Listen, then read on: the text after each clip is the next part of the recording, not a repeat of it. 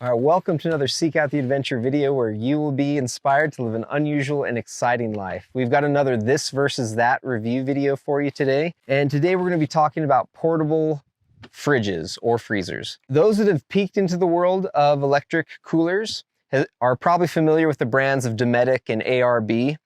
Those two brands seem to be the common top of the line options. And I personally have never had the luxury of exploring this world because they're pretty pricey. Spending around $800 on electric cool just isn't something that I personally can justify affording. So Dometic and ARB have always been out of my league.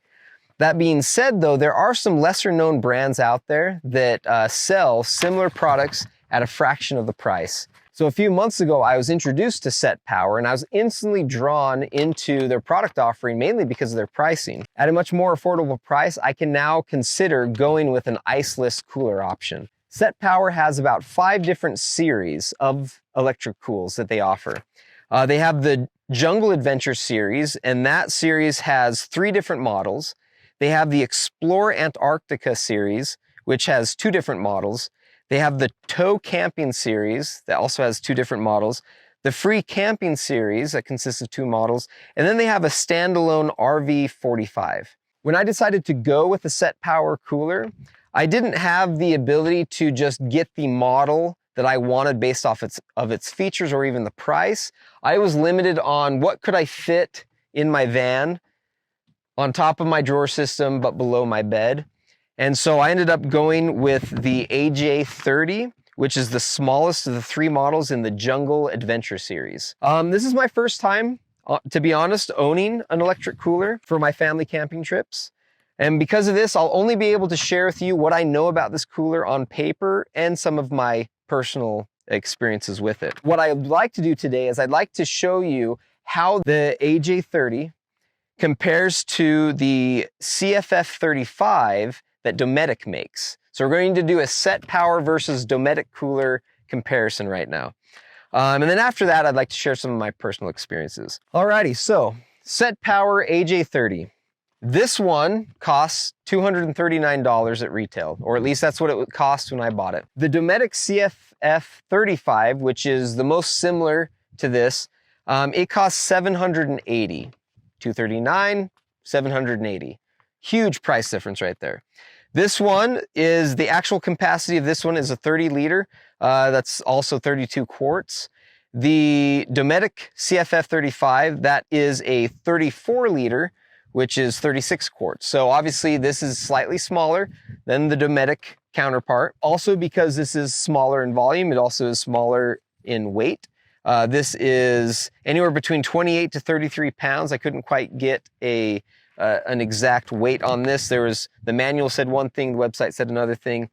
But the Dometic version is 37.9 pounds. So right there, slightly smaller, but you get the weight savings as well. The temperature range on this one is anywhere between 0 to 50 degrees Fahrenheit.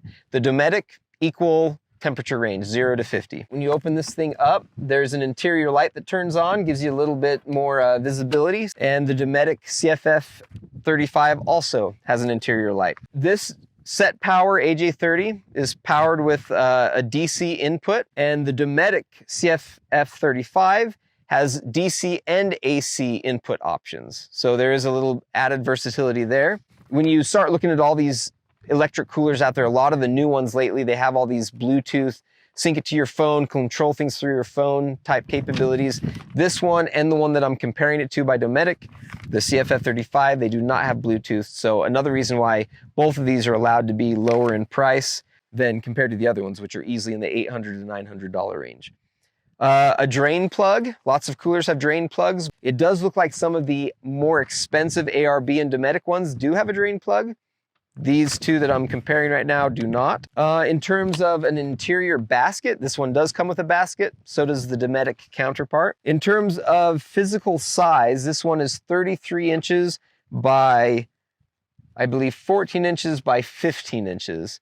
And then the Dometic one is 38 by 15.5 by 16.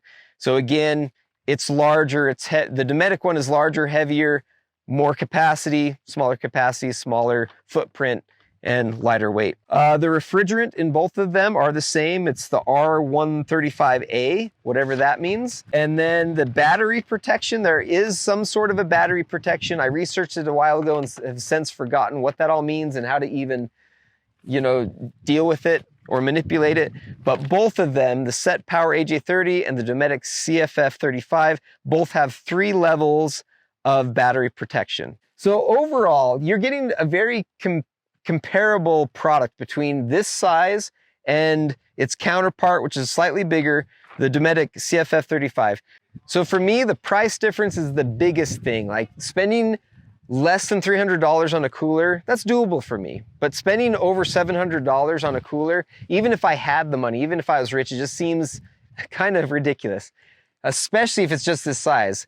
Maybe if I needed something larger, I could maybe justify it. But overall, this wins out for me because of the pricing.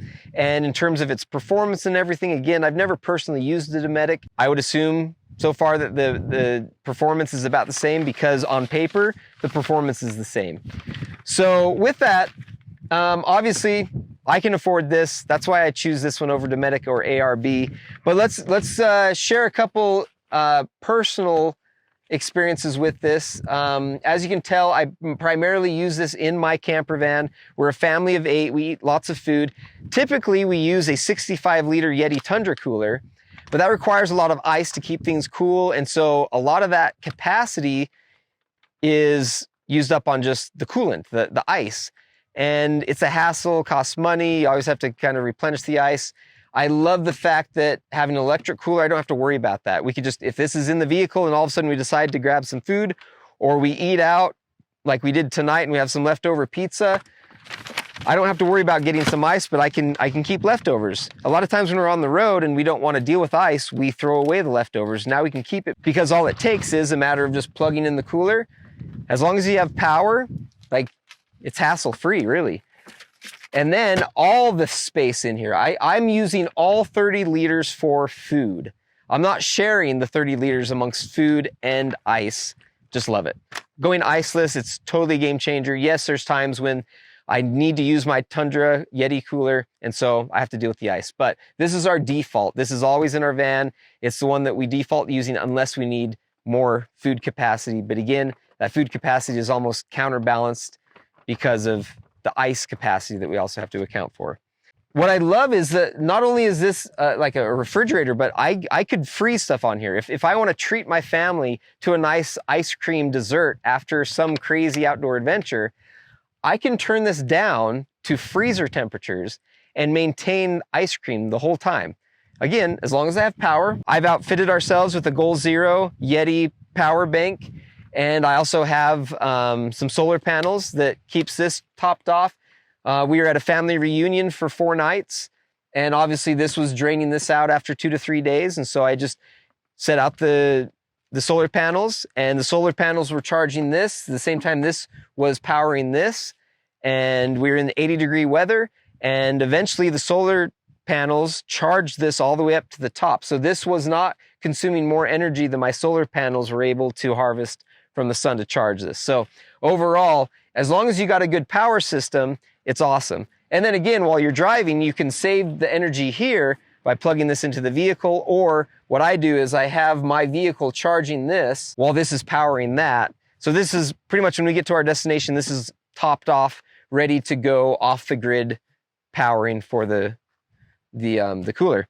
But like I said, using this as a freezer when needed is awesome. When I first got it, I instantly took a bottle of water straight from the tap, threw it in here, put it on a freezer temperature, and within a few hours, all of a sudden I had frozen water. Like, it, not only can you maintain something that's frozen and keep it frozen, but you can freeze something with it. I had never experienced that with the cooler before, and it was just awesome. Again, you can do that with the overpriced Dometic and ARB ones, but even the low cost ones have that capability of not only maintaining frozen items, but freezing something. It just blows my mind. With all that being said, for me, spending $239 on an electric cooler, it's in my mind, it's doable. I think that's a nice price point for people like me who would rather spend money on my family than on gadgets, this is a justification. Like I said, spending more than $700 on a cooler is just absurd to me. So this, for someone like me and hopefully somebody like you, this is a viable option for you. SetPower brand. And so hopefully, you know, this strikes your interest and you can check them out. They do have a website. It's setpowerusa.com. They're also sold on Amazon. So if you have any questions about SetPower itself, maybe not this model, but their brand in general, I've done a bunch of research on them.